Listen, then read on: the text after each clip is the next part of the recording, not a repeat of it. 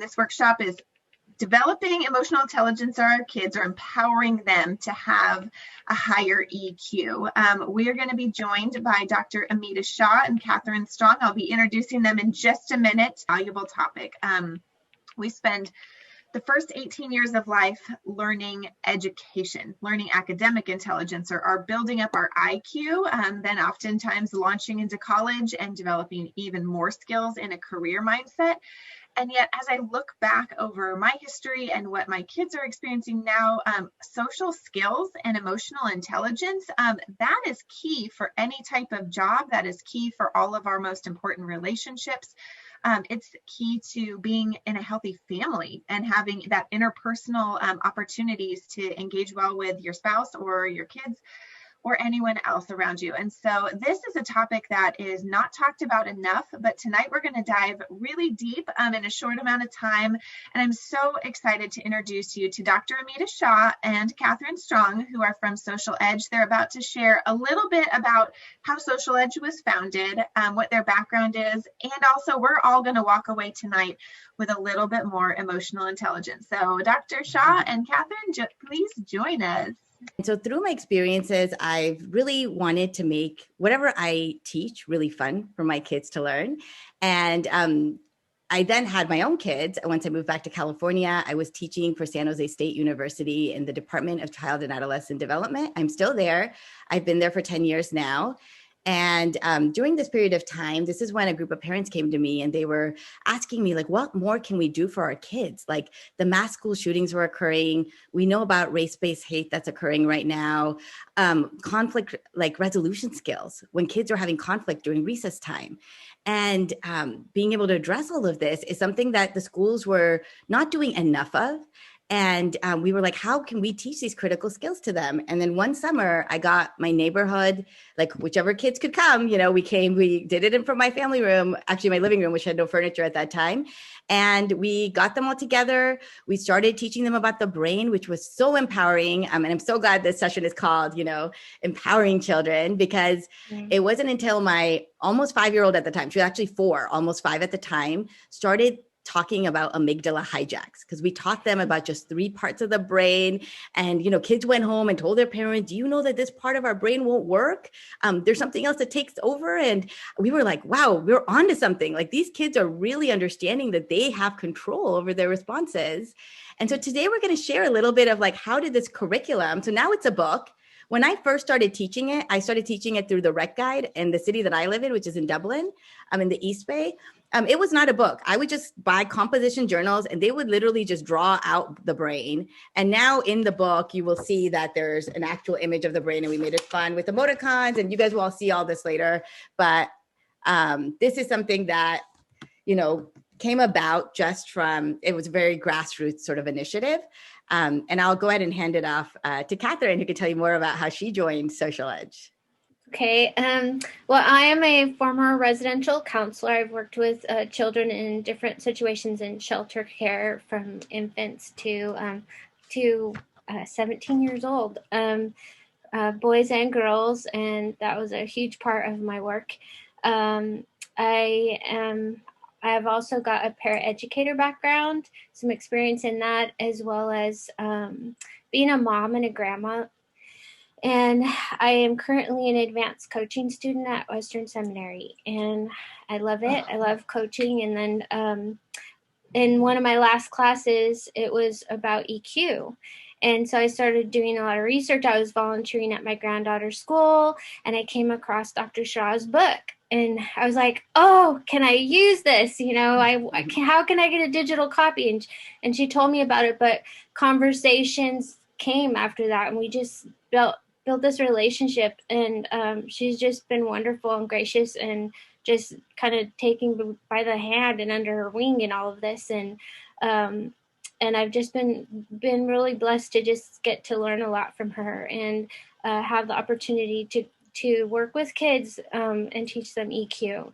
And with my background in residential care and working with different kids with different issues, I just see this as a very powerful thing. I mean, for my grandchild, it's been powerful. For and just for my family in general. I have another grandbaby coming in May. So just, I feel like this is key to relationships and being able to have better quality relationships. So thanks. And as we dive into this topic, I'm just going to encourage all of you to think about this interactively. As we learn about developing EQ skills for our kids, we also want them for ourselves. And so we want this session tonight to be as interactive as possible. Dr. Shaw and Catherine might end up asking you some questions in the chat, and we'll have some opportunities to develop our EQ skills as we go. And then also, I encourage you, as you have questions for them, we're also going to use the chat function for that and save a few minutes at the end of tonight's presentation so you can ask those questions. I'll kind of grab whatever's in the chat and we'll be able to pick their brains because they have some amazing information and skills to share. So take it away, Dr. Shaw. Sure. So I'm going to go ahead and share my screen. And I want to thank you for anyone that turned on their videos, because it's really great to see you. And part of emotional intelligence is just gauging, like, how is my audience doing? So if anyone wants to turn on their videos, I would love it, if you can, of course, and are comfortable with it. But welcome to BrainBased EQ. And Social Edge, the company itself, actually wasn't even started until COVID-19 hit. So we're going to talk about that. And let me go ahead and just go to the next slide. Today, we're just going to be talking about brain-based EQ for kids, but we do have more products and services that we offer now, but not just this book. But today, what we're going to focus on is a discussion of what is EQ. There are 5 pillars for EQ. We are going to look at the overview of what is our program, brain-based EQ for kids, which is doing really well. You know, it's for ages 7 to 12. And we picked this age group because this is where their personalities and temperaments are developing. It's right before adolescence. And so we know that there's a lot of hormonal shifts that occur during adolescence and with the brain. And so we wanted to really let kids know, you know, what exactly is happening to them before that amygdala really gets a lot stronger during the adolescence period. And then we've adapted these lessons for COVID-19. Like I said, when I first started, I was teaching it through the city of Dublin. And when we weren't able to do that anymore, and it was only on my Saturdays because I do work full time, then we were able to really take the program and we thought about, what do kids need right now? And actually we offered it for free. So we offered it for free right in March when the pandemic hit. And we noticed that these kids really needed this program. But what they were missing was that I was drawing things out on a whiteboard. What they were missing was just like that interactive piece, the engagement. So now what we do is we ship a box to them and they get to make things like our mind jar, which you'll see a little bit later. They get to make slime and we call it calming slime. And they learn about sensory play. They make vision boards and they talk about their goals. They talk about their dreams. They get to keep that in their rooms. And so it's a lot of fun. So every session we play with bubbles, we play with balloons. And so that has worked out really well. We had lots of kids last summer and we've kind of continued that program. You'll see it on our website, how to sign up. And today we're going to highlight student work and insights, things that we've learned. And Catherine works with our students. And so she's going to be a great resource to tell us some of the stories that have come out of the lessons. And I'm going to go ahead and hand it off to Catherine for what is emotional intelligence. Okay. So emotional intelligence is being able to develop a sense of self-awareness. And where we begin is with the kids is just helping them to identify and label what they could be feeling at that time. And then also,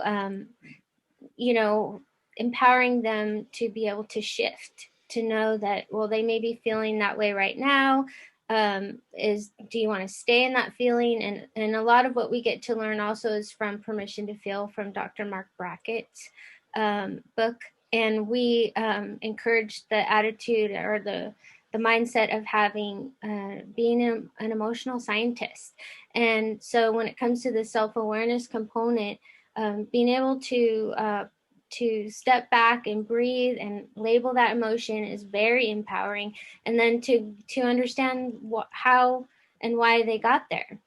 Some of the kids will say, I'm really tired and I know it's because I just came from soccer. So making those connections, or I feel really relaxed. I didn't really do anything all day. So I was so I feel really relaxed. So so being able to identify and manage those emotions as well. So understanding that if we can learn to identify some primary emotions, it can keep us from having to escalate to any higher or secondary emotions. So so also the intrinsic motivation, helping the kids understand that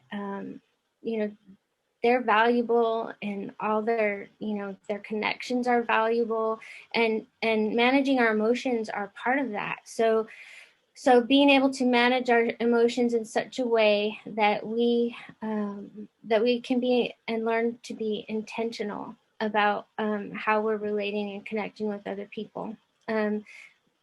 And that's powerful, and it's necessary for higher quality of relationships, rich or poor. So, but showing empathy, being able to understand somebody else's position or feelings, or why they may be hurting or happy. I mean, we just being able to come alongside and comfort, and know that when it's appropriate to be comforting or to celebrate, with people.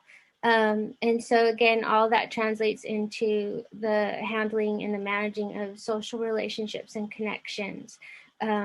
So having that higher EQ is also being able to take those thoughts and look at them and evaluate if that is a helpful thought, if it's something that is hurting, is not helpful. So, and being able to challenge those and recognize that they can look at their thoughts and connect them to how they're feeling, and realize, wow, if I just turn this thought around, or how I'm looking at this, that, that my feelings are going to change. And so being motivated, and they'll feel better about themselves because they'll be able to have those better relationships.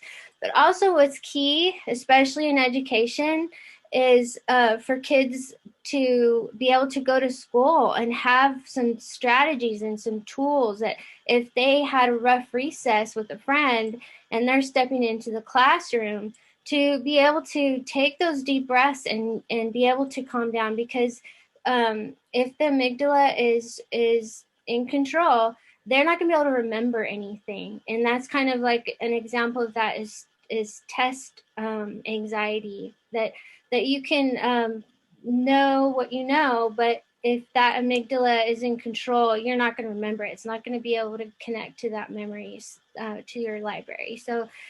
So for kids to understand that, to be able to transition and have tools to get back into the classroom so that they can be learning and be in that space. So back to Dr. Shaw. All right. Thank you. Those are the 5 pillars that we really concentrate on: that developing self-awareness, identifying emotions and managing them. Like Catherine said, how do you regulate your own emotions when there's something really stressful that didn't go so well during recess time? How do you stay motivated intrinsically within yourself? Show empathy and handle those social relationships.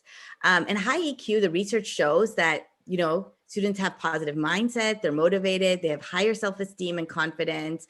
They have the lower levels of stress and anxiety because we teach them how to regulate that. So they do better in school, because we know cognitive, social, and emotional development are all interconnected. And they exhibit greater creativity when you can stay calm. You can have meaningful relationships with family, friends, and a lot more.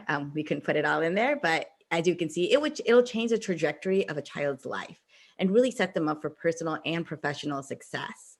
And like Tiffany was saying, employers today, they're actually looking for EQ. They can always train for IQ. They're looking for EQ and how do you work with others. Now I'm going to look at the brain next. And so this was an image that was created for us to use for Social Edge. And what we did was, to make it fun, is we have these emoticons, because kids like to talk in emoticon language, right? And so you heard us talk a lot about the amygdala. So I'm going to go ahead and now explain what that is too. But let's start with the prefrontal cortex, and that is the smart one. That one is here in your frontal lobe. And so children start to learn that there's different parts of the brain that have different functions and they do different things. And nobody teaches them that, right? So everyone tells them to deep breathe, but they don't tell them like, what is deep breathing actually doing to your brain? And it's so empowering when they learn that.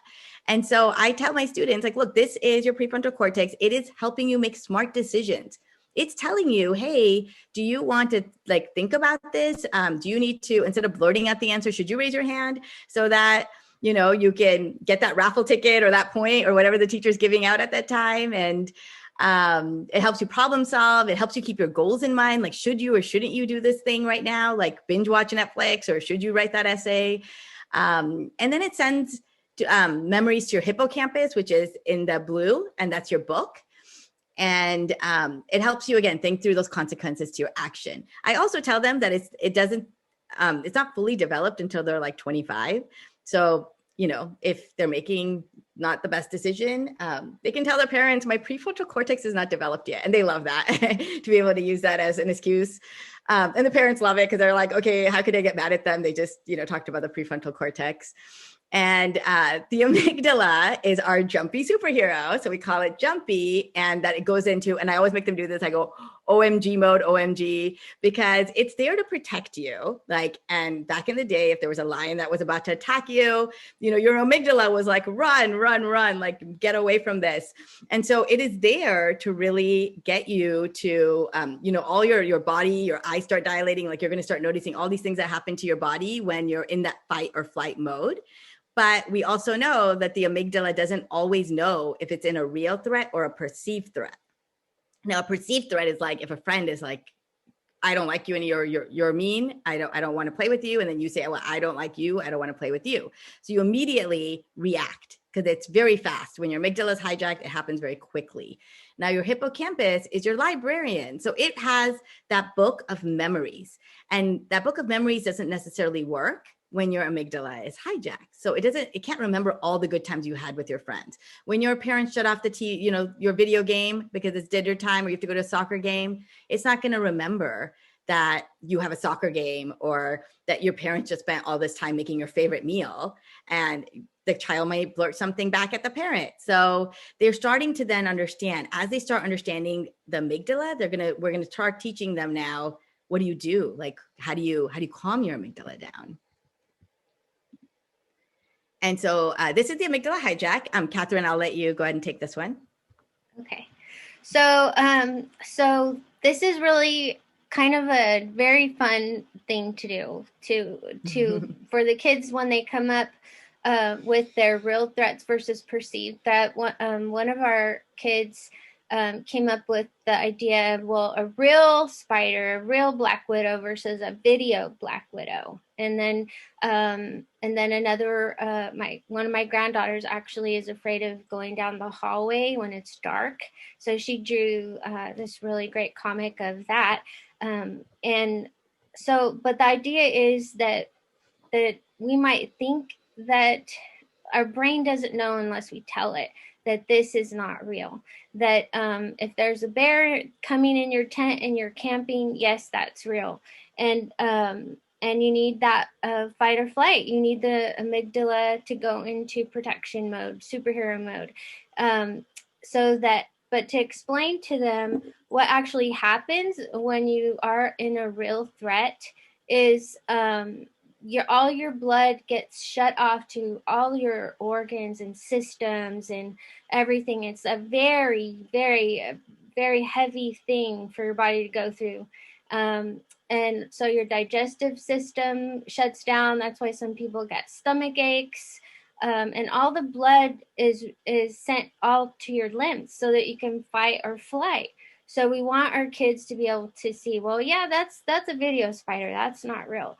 And then understand if somebody sends you a text and you're not really sure and you're walking into the classroom and you got to take a test, to be able to not be distracted by that and maybe even get back to them the next day or later and to not let that throw them off their game and let their body go to learn to keep calm and not let it get hijacked so that they can do what they need to do.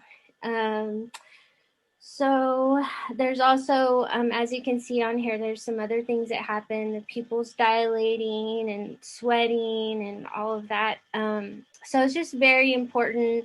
When I was working at River Oak, one of the psychiatrists, whenever they do trainings to help us to help the kids, breathing was such a big important part of it because of the oxygen. So most people, when you breathe and you're upset, you breathe really shallow. And so you're not getting as much oxygen to your brain as you would otherwise. And you're just letting that lower functioning brain run things. So when we can deep breathe, especially when we're upset, we can keep that prefrontal cortex engaged. And that is very much a powerful thing for parents and grandparents too. So, so we can just keep being able to be intentional, because I like to think of every moment I get, and I don't do it all the time. I'm not perfect, but when I think about the time that I get to spend with my kids and my grandkids, that every moment is precious and valuable, and I want to be intentional about what I'm creating with them. And the older the children get, the more that kind of the reality of empowering them that, wow, we're creating something now together, and for them to know that they're bringing goodness into that moment and good things, beneficial experiences, and making good memories. So so there you go. Do you want to add anything? Yeah. So basically, the worksheet you see on the right, we actually have students look at that and we have them circle, like, what do you notice when you're experiencing this kind of amygdala hijack? Like if your teacher calls you and you're about to go speak in front of the whole class, like, do you notice your heart beating? Do you feel like you're breathing rapidly? Some students will add more things, right? Like they may notice that their necks get really tense. So I ask them to write that in. Maybe they start getting a headache, but like, what are the things that are happening to your body? Because once you start noticing that, then you start knowing, okay, the next strategy is deep breathing, like Catherine said. And I just thought it would be interesting to just practice it one time. And we always tell our students to like sit up nice and tall. So I'm going to have us do this because I want you to notice how you feel after you do this deep breathe. Go ahead and put one hand on your stomach. And so that they call it like the belly breathing, right? Because your belly is expanding and contracting as you breathe in, and you're going to breathe in through your nose, and your breath out should be longer than your breath in. And we've kept this simple. We've just done two breaths in and 3 breaths out, just to keep it really simple for the kids when we first start. So we'll just do that maybe 3 times. So let's go ahead and breathe in slowly. Hold it. Now breathe out slowly through your mouth. Releasing any tension in your body. Go ahead and breathe in. Hold and breathe out. And let's try it one more time. Breathe in. Hold, and now breathe out. And hopefully you do notice like just feeling lighter, more centered, more focused. Let's go ahead and move on from that. This was an impromptu comic that one of my students in my city class created. And this is where the comic strip actually came from in our book. So like I said, before it was a book, it was just a journal and a composition book. And my student came during one of the breaks. He went up there and he was at recess. Somebody shot a basket, it looks like. And the other boy said no, like it wasn't his turn to shoot the basket. You could see right there in the red. I don't know if I have like my cursor works, but here we go. That his head is just like exploding. And he wrote here, amygdala hijack. And he wrote, that's not fair. And then he wrote, think of the jar, calm down. And it was interesting because we have the jar he's talking about is this jar that I'm going to show you in just a little bit, but we make this in our class. And then the boy says, thanks. And they're like, they're having fun again. And it was just something, and he labeled it AH, the amygdala hijack. And I'm just telling you, these kids just get so fascinated by it once they learn about it. And so what we do is we actually have them recreate a scene in our classes, like think about the last time you were in an amygdala hijack, because it's so important to kind of revisit, like, when did that occur for me? Because for all of us, it's going to occur. Our triggers are all different. So it's going to occur for different reasons. Because again, the amygdala hijack is the perceived threat, not the real threat, right? Like when the car is about to hit you, you should move. When a suitcase is about to fall on your foot, yeah, get out of the way. But this is like where we really need to work on this to see when do we have these hijacks.